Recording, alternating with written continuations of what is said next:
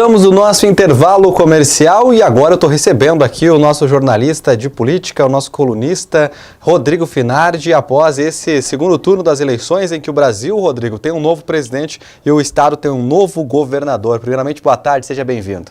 Boa tarde, Leandro. Boa tarde a todos. E desculpa a cara de sono, nós fomos até tarde essa madrugada, né? Então nós estamos se recuperando ainda, mas colocamos uma edição na rua para passar para nossos leitores um pouco o que aconteceu nesse pleito do segundo turno, né? Olha, a coluna Pente Fino dessa edição especial dessa segunda-feira há 2 páginas especiais para os leitores, para quem está acompanhando, e quais são os destaques dela? Como é muito assunto, então acho que nós conversando ontem, vamos fazer 2 páginas, porque para não represar assunto, né? Eu acho que o nosso leitor não pode estar esperando. Por exemplo, um fato legal, aqui abrindo aqui, ó, Lorena, aos 96 anos, exerceu o direito de voto. Isso é uma história tão bonita. Essa senhora não pôde votar no primeiro turno, estava chovendo, aquele dia estava tomando remédio e, por bem, a família resolveu não levá-la. A filha dela, a Márcia Westenfeld, tinha viajado a Florianópolis no sábado e chegou. E quando chegou domingo de manhã na casa dela, ela estava com a roupa em cima da cama pronta porque ela queria votar, né? Então não é obrigado a votar, mas é legal quando tu exercer a democracia, com 90 anos de votar, é um fato que tem que ser registrado, né? Mostrando aí o benefício para os jovens, né, de que é importante a decisão para o futuro do nosso país, né? O presidente do PSL terá que ser forte em Erechim. O que é isso? Hoje o presidente do PSL é o Gilberto Fiorentin. Como o PSL, com a eleição do Bolsonaro, com vários deputados estaduais, com vários deputados federais, com o governador de Catarina, passa a ser uma nova força política no Brasil. E provavelmente agora o próximo fato é 2020, terão que se reforçar nos municípios onde não está forte ainda. Não que não esteja em Erechim, mas eu acredito que muita gente ligada à política vai tentar, de alguma maneira, trazer o PSL para o seu colo. E o Fiorentin vai ter que ser muito forte para aguentar as pressões do mundo político que vai ter o PSL, até para ter vez e voz em Brasília, né, cara? Muito bem, também é destaque aqui, o Sartori recebeu uma boa votação na cidade, né? Ele e o Bolsonaro. Ele fez 5.071 votos a mais que o Eduardo Leite em Erechim. Isso mostra o poder da organização do MDB aqui. Erechim. O MDB que perdeu as últimas eleições para o Luiz Schmidt, que é do PSDB, por 12 votos, e hoje, sem dúvida, é o principal partido de oposição aqui em Erechim, e mostrou força mesmo mostrou força na eleição do Polis no primeiro turno e mostrou força agora no segundo turno. Especula-se muito, que fala o tabuleiro começa a se mexer, especula-se muito que o MDB pode entrar no governo, mas com a vitória do Leite, com a vitória do Bolsonaro, pode ser que, em vez do MDB para o governo, tenta-se buscar algum aspecto do MDB para trocar de partido. Isso são especulações que se fala muito. Vamos acompanhar ao longo, que agora teremos muita notícia aqui no campo pequeno, Erechim, rumo já pensando em 2020. Bom, e no estado nós tivemos a eleição do Eduardo Leite para governador, né? O que tu achou dessa eleição aí? O Eduardo Leite, que esteve várias vezes aqui em Erechim, né? Fez campanha aqui, tu acha que agora vai mudar alguma coisa? Como é que vai a expectativa para esse candidato aí? Um jovem, é o governador mais jovem do país a ser eleito. Analisando os planos de governo, tanto do Sartori como do Leite, eles são muito parecidos, com o PMDB e o PSDB sempre governaram meio junto do Rio Grande do Sul. Mas do Rio Grande do Sul nunca, desde a redemocratização, desde 2000, com o advento da reeleição, nunca reelegeu um governador. Vontade não lhe falta. Eu acho que conhecimento ele mostra que ele tem maturidade, apesar da pouca idade, e como um gaúcho temos que torcer que dá certo. Eu acho que ele pode fazer, sim, um bom governo, mas a questão da dívida, que o Sartori dizia tanto, é o grande coisa a ser combatida. Nesse tópico que eu falei, eu entrevistei ele 3 vezes aqui, como pré-candidato, como candidato e depois por telefone. Foram 3 entrevistas que eu fiz ele. E uma frase que eu gostei de lembrar dele, que é: Estado máximo para o que é obrigação do Estado. O que é isso? Educação, segurança, infraestrutura e saúde. É isso que o Estado tem que fazer. Fora disso, tem que trabalhar com as privatizações, outros têm que fazer, não é o Estado. É a única maneira de deixar o Estado mais enxuto para poder fazer investimentos e atrair o capital de fora, que esse é o grande problema. Nós temos poucos investimentos no Rio Grande do Sul. Então eu faço, essa não é uma cobrança, é só uma lembrança para ver como vai ser o seu dia a dia na condição, no comando do Piratini. Nós também temos uma avaliação do prefeito Luiz Francisco Schmidt falando aí da eleição, é isso? Eu conversei com ele ontem à noite e ele disse que com a eleição do Bolsonaro e do Eduardo Leite, é um novo tempo, realmente é um novo tempo, vejo, que a gente vê que teve uma grande renovação, tanto em Brasília como na Assembleia, e também passa, tanto para presidente como para governador. Então ele fala que é momento de serenidade, que nós precisamos, que é um novo tempo, para a gente estar atento que teremos mudanças, né?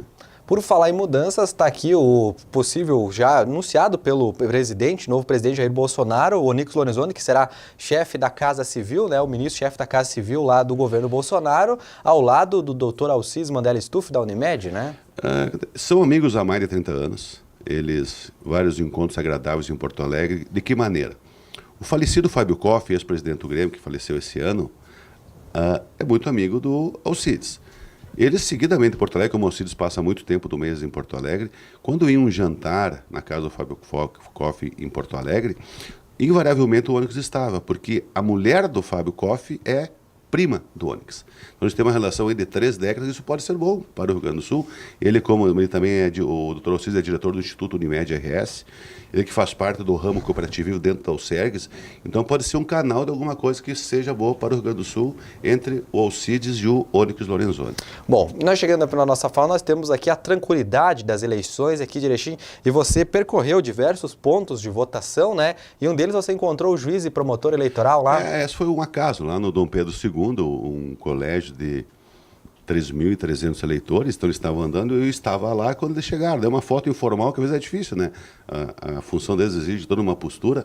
E peguei uma foto informal, não consegui conversar muito, que era ainda de manhã, mas o doutor Henry me disse assim, está tudo tranquilo dentro da normalidade do pleito. Eu fiz questão de fazer o registro para o trabalho integrado entre a Justiça Eleitoral e a Promotoria Eleitoral, né? Muito bem.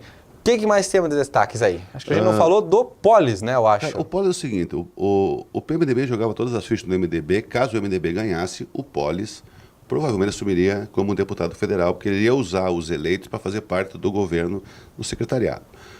Mas uma pessoa ligada ao PSDB, com influência, que conhece, isso não é uma fofoca do MDB, é uma pessoa do PSDB, diz que ele pode assumir mesmo assim. Talvez não uns 4 anos. De que maneira? O Alceu Moreira, atual presidente do MDB, ele tem grande simpatia e nutre uma amizade com o Jair Bolsonaro. E o Alceu Moreira também pode ser um dos ministros do Bolsonaro. E o Peronde, que é o primeiro suplente, antes do Polis, que é o segundo, estaria cotado para alguma estatal do governo federal. Se isso acontecer, lógico que é uma engenharia grande, aí ele poderia assumir como deputado. Agora, por 1 ano, 2 anos, não sei. Então é uma especulação que se faz e agora vai ser montado os governos, nós vamos saber o que vai. Por exemplo, aqui, o Bolsonaro em Erechim fez uma votação quase 72%. Ganhou em quase todos os municípios, ou todos, eu acho. Não, né? perdeu em alguns. Perdeu em Itatiba, do Sul, e perdeu mais em alguns, onde o PT é mais enraizado, né? Mas ele fez uma votação, tipo, Santa Catarina foi o estado que mais deu voto para o Bolsonaro. Teve locais onde ele fez 85% dos votos, como Blumenau, que é uma cidade bastante conservadora. Mas em Erechim ele fez uma votação parecida com Santa Catarina. Talvez, pela proximidade nossa aqui com o Rio Uruguai, olha, nós tínhamos mais características de Santa Catarina que de Rio Grande do Sul nessa eleição. Muito bem, são esses os destaques das eleições, E Rodrigo? tem mais uma questão que eu conversei, eu sempre converso com quem que também não logra essa eleição. Tem maneira de procurar só os que vencem, mas tu tem que ver quem que perdeu, o que pensa. Ana Oliveira, ela reconheceu que o MDB fez um bom trabalho em Erechim, e realmente os números mostram, que eu falei no primeiro e segundo turno, mas ela levanta uma questão que cabe uma análise. Em época de fake news, quem são os culpados? As pessoas ou as instituições que botaram no WhatsApp? Ela fala um questionamento forte, eu acho que vai ter que ser investigado, e isso o pessoal já está vendo bastante. E também questão com relação às pesquisas, que as pesquisas chegou a dar 20 pontos de diferença entre Eduardo Leite e Sartori, e as pesquisas deles não davam essa diferença. E os números no final deles que não era essa diferença. Então, quando tu lança um cara com 20% a mais com outro candidato, a tendência das pessoas que não querem votar em quem perde é grande, e ela acha que isso talvez pode ter influenciado no pleito. Muito bem. Bom, Rodrigo, muito obrigado por esse esforço. A gente sabe a correria que foi ontem para fechar o Bom Dia nessa edição especial. Parabéns a você, a todos os colegas do Bom Dia Impresso. Mais uma edição que vai ficar para a história e que vai servir para contar a história no futuro desse dia tão importante após as eleições. Essa questão que tem que se frisar que o Bom Dia tem uma equipe muito forte de trabalho. Eu acho que isso é fundamental. A gente divide as funções, está todo mundo a hora que precisa. E eu acho que isso que a gente tem que enaltecer. Não é um, não é outro, é todos juntos que fazem o Bom Dia. O Bom Dia é várias mãos, é várias vozes. Eu acho que isso é importante para nós tentar levar o melhor produto para o nosso leitor, que é a nossa razão de viver e ter aqui, é de levar a informação mais precisa e mais verdadeira possível no mundo de intolerância que a gente vive, no mundo de fake news. Então, o que a gente traz aqui, a gente não está inventando, é uma coisa que a gente vai checar e vai buscar. Muito bem. Uma boa tarde. Muito bem.